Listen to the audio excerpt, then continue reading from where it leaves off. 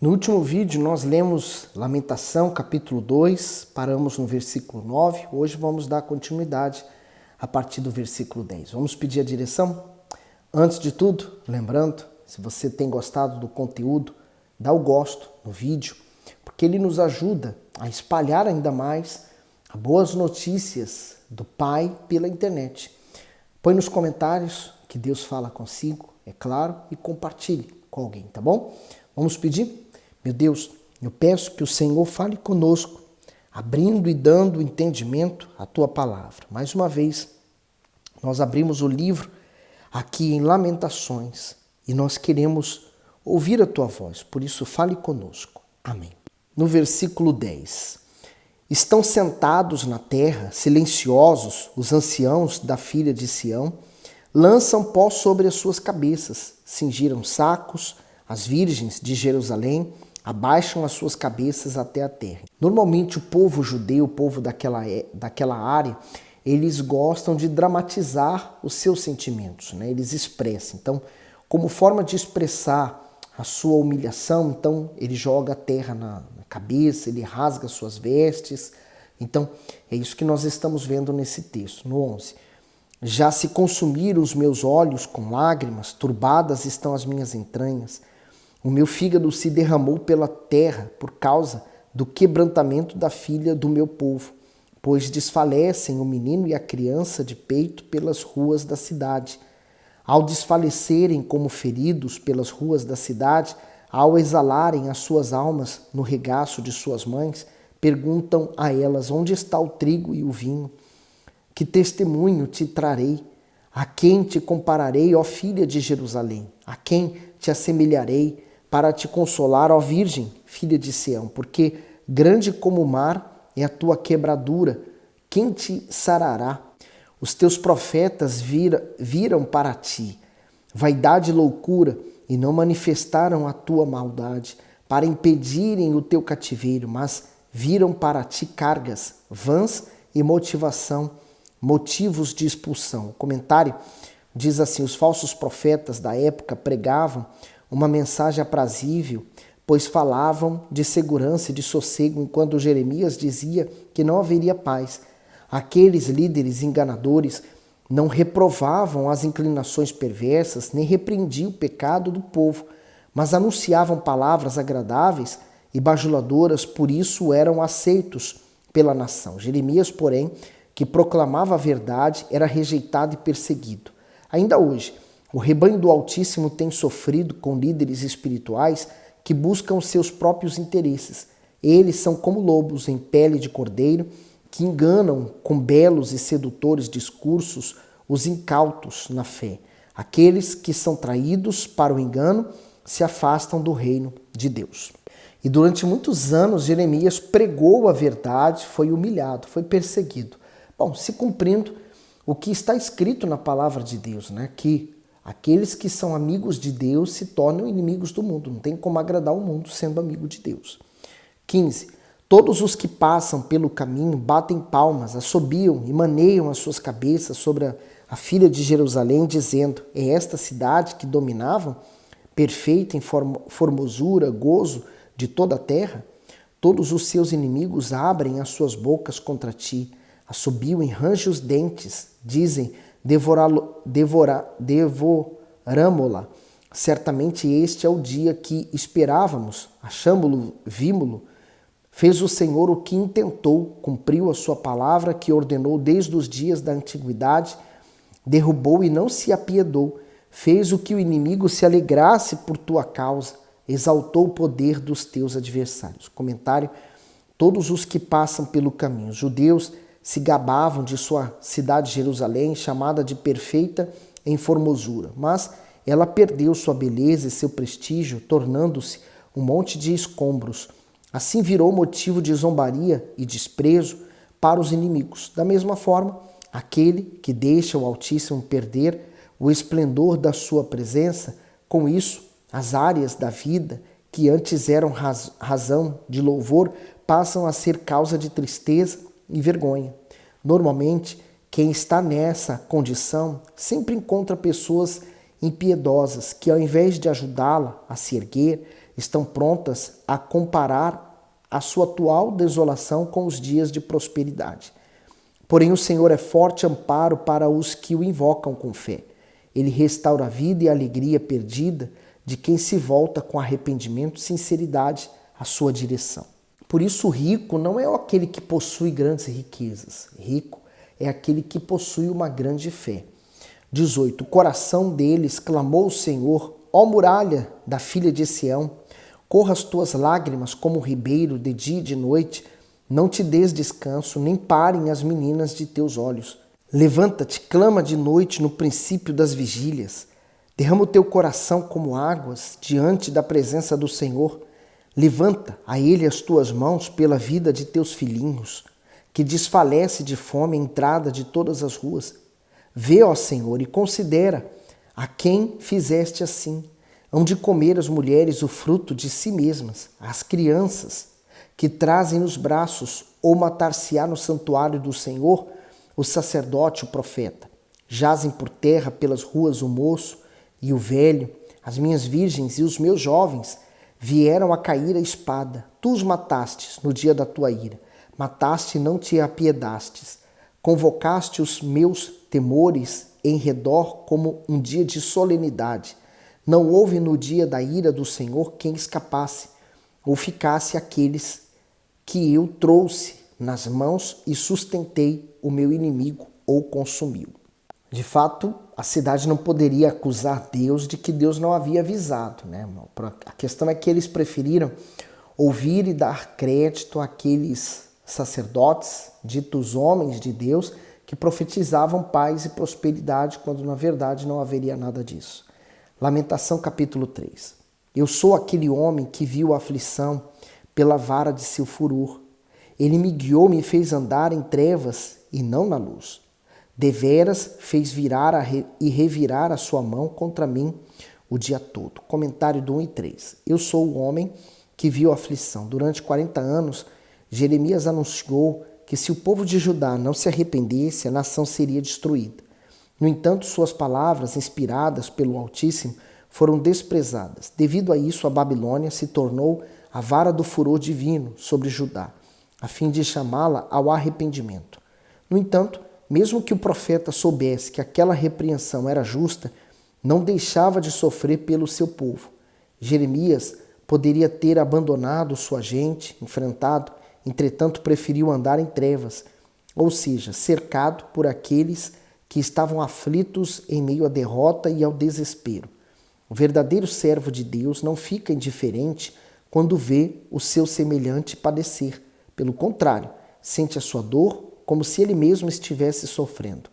O servo do Altíssimo está sempre disposto a fazer o que estiver ao seu alcance para tirar da calamidade aquele que está gemendo. E é verdade.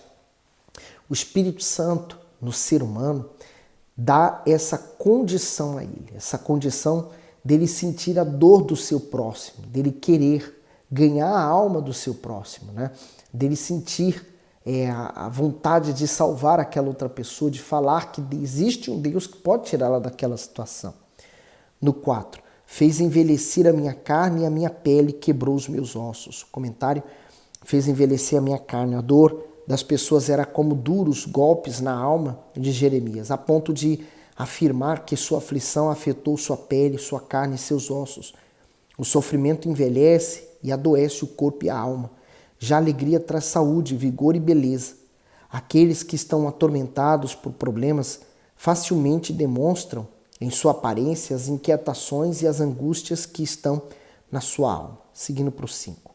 Edificou contra mim e me cercou de fel e trabalho. Fel, você sabe que ele é amargo, né?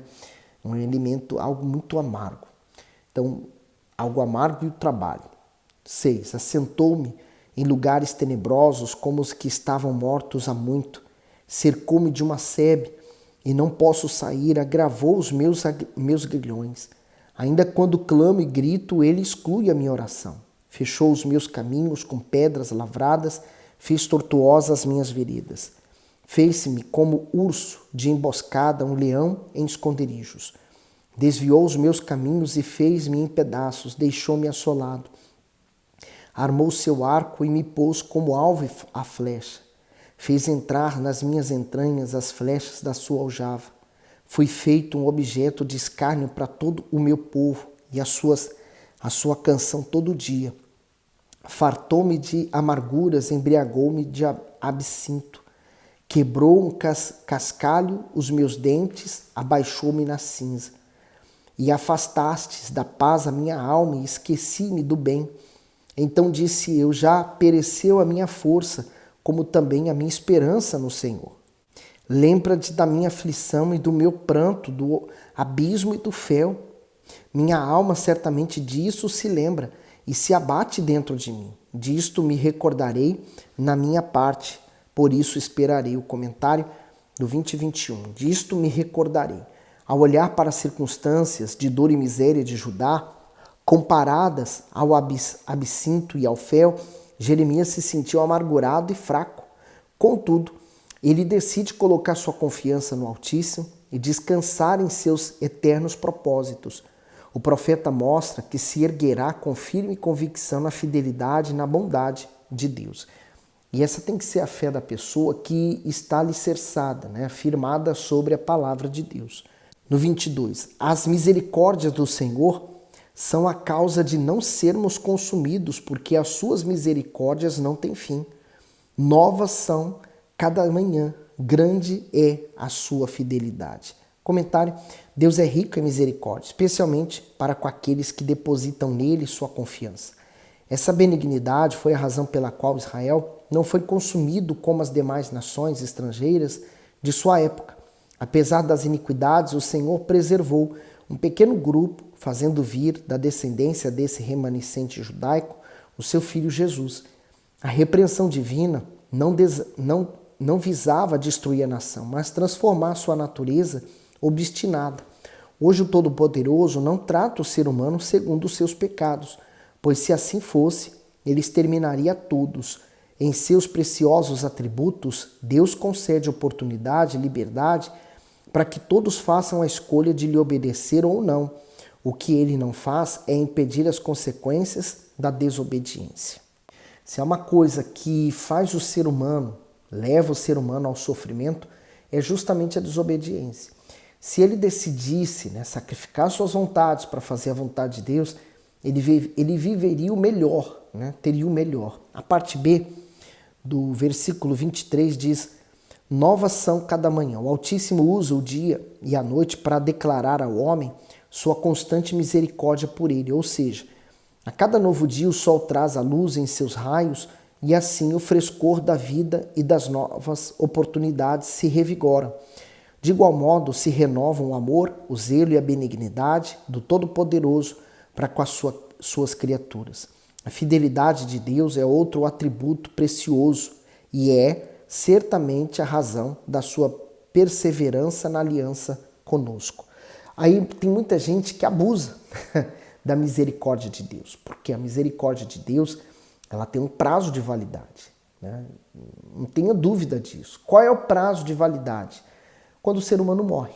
Então, enquanto houver o fôlego de vida nele, então ele ainda tem a misericórdia de Deus para ele. Mas se ele rejeitar o perdão, então ele está rejeitando Jesus, ele está rejeitando a salvação de Deus. O 24. A minha porção é o Senhor, diz a minha alma, portanto, esperarei nele. Bom é o Senhor para os que esperam por ele, para a alma que o busca. Bom é ter esperança e aguardar em silêncio a salvação do Senhor. Bom é para o homem suportar o jugo na sua mocidade. Comentário: bom é o Senhor para os que o esperam desejosamente ou suspiram por sua presença. Esse tríplice bom, nos versículos citados, faz menção à benignidade divina. O Altíssimo garante que aqueles que depositam a confiança em sua palavra e vivem segundo a sua vontade jamais serão desapontados. Mesmo que passem por situações de extrema dificuldade, em tempo algum serão esquecidos por ele. Buscar a Deus não é apenas orar, é ser diligente, ter fervor e apreciar os seus feitos. Quem verdadeiramente busca o Senhor se empenha de corpo, alma e espírito para encontrá-lo. Por isso que não é suficiente dizer eu confio em Deus, quando na verdade não se confia em Deus, se confia em outra coisa. O ser humano ele demonstra, ele pode provar a sua fidelidade a Deus quando realmente ele não tem mais nada ao que se apoiar neste mundo, mas só no eterno. 28. Assente-se solitário e fique em silêncio, porquanto Deus o pôs sobre ele. O comentário diz: suportar o jugo da mocidade significa se submeter à disciplina do Altíssimo por meio dos mandamentos de Deus, que corrigem e refreiam as inclinações perversas e imorais da natureza humana. Portanto, colhe bons frutos o jovem que suporta a dor de renunciar ao pecado e que prefere ficar sozinho a viver rodeado de pessoas que só o conduzem ao mal. Na flor da juventude, tudo que o ser humano deseja é ter liberdade para não obedecer à regra e viver cercado de amigos, mas sem uma norma de conduta, sem princípios da disciplina e sem valores de fé, quando adulto, estará fadado ao fracasso. Por isso que as dificuldades formam aquela pessoa, as lutas formam o lutador. Então, o jovem, quando passa pelos seus desafios, pelas suas provas, vai o amadurecer. O problema é quando não passa por isso, né? Hoje nós vivemos numa tecnologia tão avançada, numa situação em que a facilidade é tão grande e está criando jovens muito fracos, que não suportam a dor, não suportam os problemas, não sabem lidar com a dificuldade da vida. E a vida não é como um jogo que você tenta e depois você pode recomeçar por vezes. Você não vai ter uma segunda chance. Era só aquela e você desperdiçou.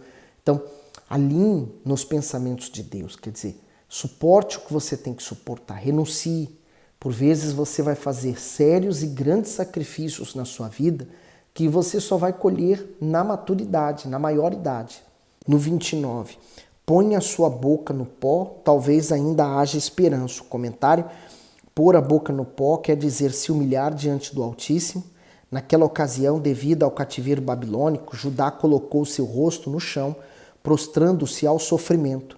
Porém, a verdadeira humilhação não é aquela que surge por causa dos problemas, mas a que reconhece a insignificância e a indignidade humana diante do Todo-Poderoso.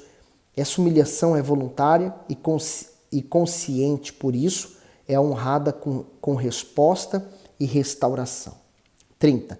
Dê a sua face ao que o fere, farte-se de afronta. O Senhor Jesus falou isso, né? Se mandarem você andar 1 quilômetro, ande 2. Se pedirem uma capa, dá outra.